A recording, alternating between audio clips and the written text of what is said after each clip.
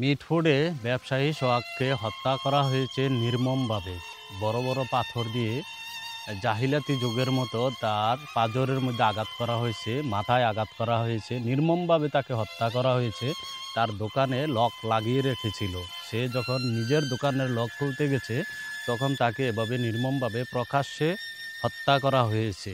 তাহলে আমি এখানে উপস্থিত যারা ছিল সকলের প্রতি প্রশ্ন রাখি যে আপনারা সন্ত্রাসীদেরকে বাধা দেননি এবং সন্ত্রাসীদেরকে প্রতিহত করেননি। আগামীকাল যদি আপনার বেলায় এমন হয় তো তাহলে আপনি কার কাছে বিচার চাইবেন? রাষ্ট্রের কাছে? আদালত তো ভাই ফুটপাতে আইসা বসে না, আদালত তো গ্রাম অঞ্চলে আসা বসবে না, ব্যবসায়িকের প্রতিষ্ঠানে প্রতিষ্ঠানে আদালত বসবে না। আদালতের জায়গায় আদালত আছে। যদি আদালত পর্যন্ত আপনি প্রোটোকল সিস্টেমে যান তাহলে সাক্ষী প্রমাণের ভিত্তিতে আপনি বিচার পাবেন। কিন্তু আপনারও তো একটা বিবেক আছে। আপনার সামনে আপনার একজন ভাই এদেশের একজন নাগরিককে নির্মমভাবে হত্যা করতেছে, কিন্তু আপনারা কেউ বাধা দিলেন না। তাহলে বিচার আদালত কিভাবে করবে? তখন তো আদালত সাক্ষীই পাবে না।